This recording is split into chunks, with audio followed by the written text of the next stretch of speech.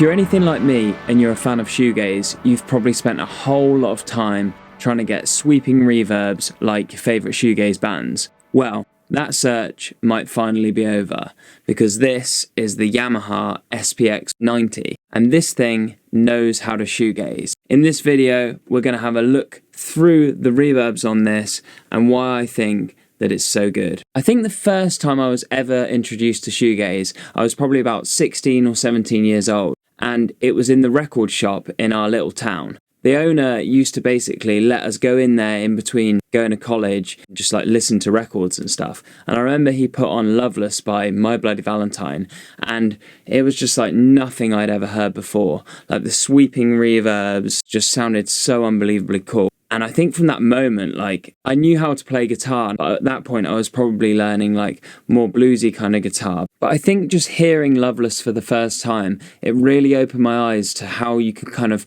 push guitars out of just being an instrument that you play like chords and riffs and stuff on. And with effects, you can really just change the sonic landscape of them.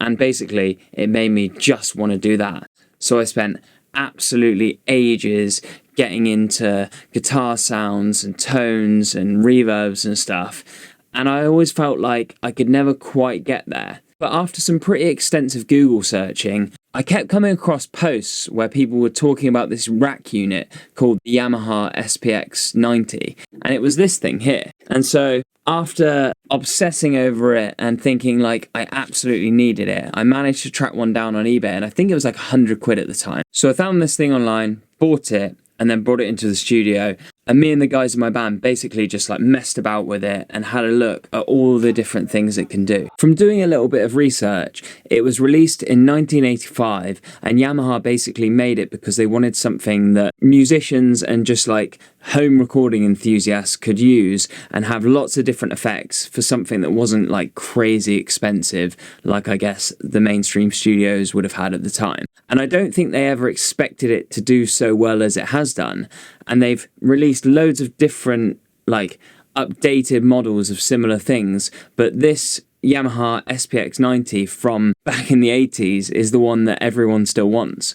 It's got basically 30 different preset effects in it. And that doesn't just include reverbs like we're going to look at. There's also delays and choruses and distortions and stuff. But obviously today we're mainly just interested in the reverbs. And I found on offsetguitars.com, and who doesn't love an offset guitar, the settings that apparently Kevin Shields used on his SPX90 to get like a reverse gated reverb sound. And so the parameter is the reverse gate, and then you're basically maxing out the room size, so it's 20, so it's like a huge room reverb. And the liveliness is like a 6 or a 7, and I think basically that's just like a tone.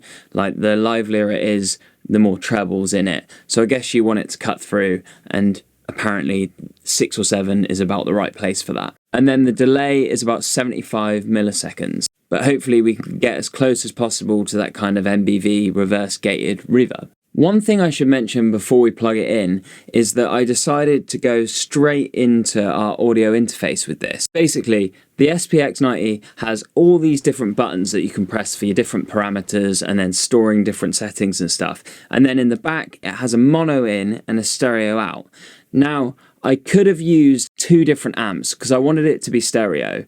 And I could have used 2 different amps, but I wanted to just kind of show how this thing sounds just going into like something really clinical, like just the preamps on the interface that I've got. And I think hopefully this can give it like as clear a sound, and also it can show that you don't need an expensive amp to get really cool reverby sounds too. But anyway, this is how it sounds just on its own, just playing some chords so you can hear it ring out, and then you can kind of hear the gated effect sort of fall away afterwards.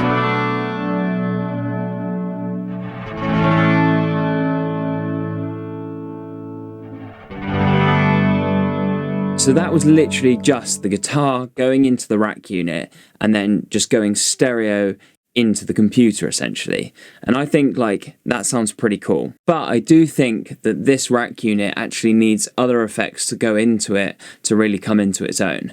So to demo this properly, I've put a little bit of overdrive and then some delay into the SPX90, and then adding on that reverse gated reverb, it just sounds really, really good.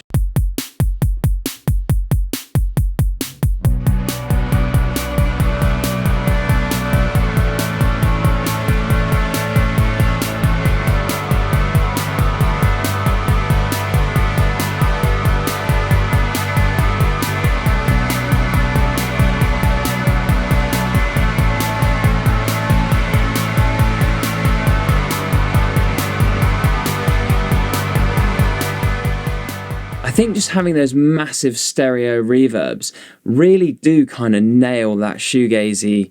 Well, maybe it's not like perfectly Kevin Shields, but it's definitely like in the ballpark. And like I've said before, when I've strived to get sounds of my favourite bands, I never actually want them to be like a perfect carbon copy, because I'm not like playing covers of those songs, if you know what I mean.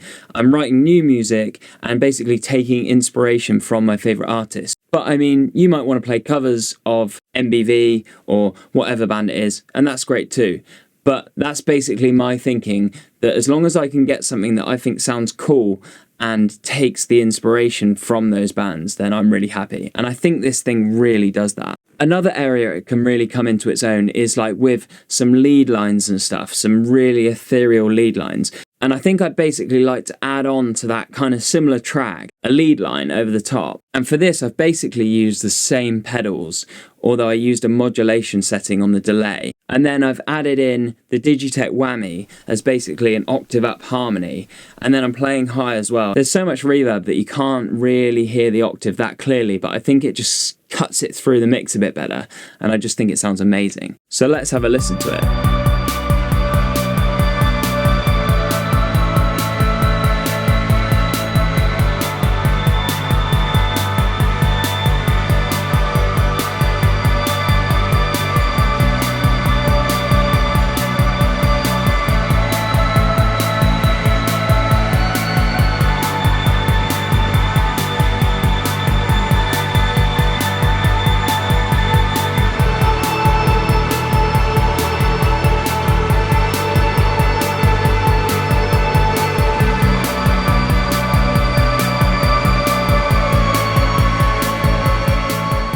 Well, I think that sounded pretty sweet, don't you?